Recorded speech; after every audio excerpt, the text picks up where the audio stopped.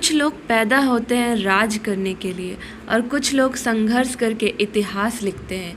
एक छोटी सी लड़की जिसने बचपन में अपने पिता को खो दिया, जिसे मजबूरी में फिल्मों में काम करना पड़ा, जिसका मजाक उड़ाया गया, जिसे राजनीति में अपमानित किया गया, लेकिन वही लड़की आगे चलकर बनी तमिलनाडु की सबसे ताकतवर महिला मुख्यमंत्री।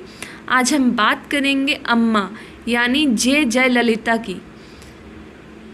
जयललिता का जन्म 24 फरवरी 1948 को मैसूर में हुआ था, जो अभी कर्नाटका राज्य में पड़ता है।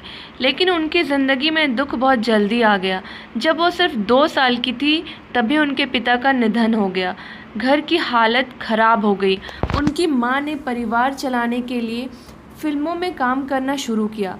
जयललिता पढ़ाई में बहुत तेज़ थी, स्कूल में हमेशा टॉप करती थी। उनका सपना था डॉक्टर बनने का, लेकिन गरीबी ने उनका सपना बदल दिया। फिल्मों में मजबूरी से एंट्री करनी पड़ी। जयललिता फिल्मों में आना नहीं चाहती थी, लेकिन घर की जिम्मेदारी ने उन्हें कैमरे के सामने लाकर खड़ा कर दिया। कम उम्र में ही उन्होंने फिल्मों में काम शुरू कर दिया। धीरे धीरे लोग उनकी खूबसूरती, डांस और इंटेलिजेंस के दीवाने हो गए। वो सिर्फ ग्लैमरस एक्ट्रेस नहीं थी, बल्कि इंग्लिश फ्लुएंटली बोलने वाली एजुकेटेड स्टार थी। उन्होंने 140 से ज़्यादा फिल्मों में काम किया और फिर उनकी ज़िंदगी में एंट्री हुई एक ऐसे इंसान की जिसने उनकी किस्मत बदल दी। जयललिता ने कई फिल्मों में काम किया, एमजी रामचंद्रन यानी एमजीआर के साथ। एमजीआर उस समय सिर्फ एक्टर नहीं थे, वो तमिलनाडु के सबसे बड़े सुपरस्टार और नेता थे। दोनों की जोड़ी सुपरहिट हो गई। लोग कहने लगे ये सिर्फ फिल्मी जोड़ी नहीं है, मगर दोनों ने कभी अपने रिश्ते पर ऑफिशियली कुछ नहीं कहा। एमजीआर जयललिता पर बहुत भरोसा करते थे। उन्होंने ही जयललिता को राजनीति में आने के लिए मोटिवेट किया। 1982 में जयललिता AIADMK पार्टी में शामिल हुई। शुरुआत में लोगों ने उनका मजाक उड़ाया। लोग कहते थे एक एक्ट्रेस राजनीति क्या संभालेगी, लेकिन जयललिता अलग थी।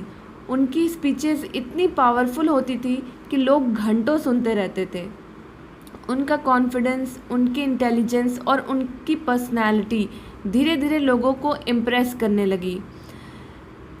उनकी ज़िंदगी में सबसे बड़ा झटका तब लगा जब 1987 में एमजीआर की मौत हो गई और यहीं से जयललिता की ज़िंदगी का सबसे खतरनाक फेज शुरू हुआ।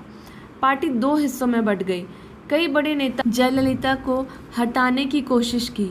उन्हें आउटसाइडर कहा गया, उनकी इंसल्ट की गई। लेकिन सबसे शॉकिंग घटना तब हुई जब 1989 में विधानसभा के अंदर जयललिता के साथ बदसलूकी हुई। हंगामा के दौरान उनकी साड़ी तक खींची गई। पूरा देश शॉक में था। जयललिता रोते हुए विधानसभा से बाहर निकली, लेकिन बाहर निकलते समय उन्होंने एक बात कही, मैं वापस आऊंगी मुख्यमंत्री बनकर। उस दिन पूरा तमिलनाडु उनकी तरफ देखने लगा। जयललिता ने हार नहीं मानी। उन्होंने गांव-गांव जाकर कैंपेन शुरू किया। वो लोगों से सीधे मिलती थी, गरीबों की बातें सुनती थी। धीरे धीरे जनता उन्हें अम्मा कहने लगी। 1991 में उन्होंने चुनाव जीता और पहली बार तमिलनाडु की मुख्यमंत्री बनी। यह सिर्फ इलेक्शन जीत नहीं थी, यह उस महिला की जीत थी जिसे कभी इंसल्ट किया गया था। अब बात करते हैं आयरन लेडी की इमेज की। सीएम बनने के बाद जयललिता ने कई बड़े फैसले लिए। उन्होंने अम्मा कैंटीन, अम्मा वाटर, अम्मा फार्मेसी जैसी योजनाएं शुरू की। गरीब लोग उन्हें भगवान की तरह मानने लगे। अब उनकी जीवन की कुछ विवाद, लेकिन उनकी ज़िंदगी आसान नहीं थी। उन पर करप्शन के आरोप लगे। 2014 में उन्हें जेल भी जाना पड़ा। उनके खिलाफ डिस्प्रोपोर्शनेट एसेट्स केस चला। जब वो जेल गई पूरा तमिलनाडु रो पड़ा, लेकिन जेल से बाहर आने के बाद भी उनकी पॉपुलैरिटी ख़त्म नहीं हुई। लोग उस समय भी कहते थे अम्मा वापस आएंगी। अब बात करते हैं उनकी आखिरी समय की। 2016 में जयललिता की तबीयत खराब हुई। उन्हें अस्पताल में भर्ती कराया गया। पूरा तमिलनाडु मंदिरों में प्रार्थना कर रहा था, लेकिन 5 दिसंबर 2016 अम्मा ने दुनिया को अलविदा कह दिया। उनकी मौत के बाद लाखों लोग सड़क पर उतर आए। कई लोग रोते हुए कह रहे थे अम्मा चली गई। जयललिता सिर्फ एक अभिनेत्री नहीं थी, वो एक लड़ाई थी। एक ऐसी महिला जिसने मजबूरी देखी, अपमान देखा, राजनीति की गंदी लड़ाई देखी, लेकिन कभी हार नहीं मानी। एक छोटी लड़की जो डॉक्टर बनना चाहती थी, वो आगे चलकर करोड़ों लोगों की अम्मा बन गई। तो दोस्तों, कैसी लगी आपको ये स्ट्रॉन्ग और पावरफुल मोटिवेशनल स्टोरी?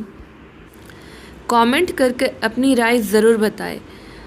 और अगर आपको मेरी वीडियो पसंद आई हो तो मेरे चैनल को लाइक, शेयर, सब्सक्राइब ज़रूर करें। Now that's all for today and thanks for watching my videos.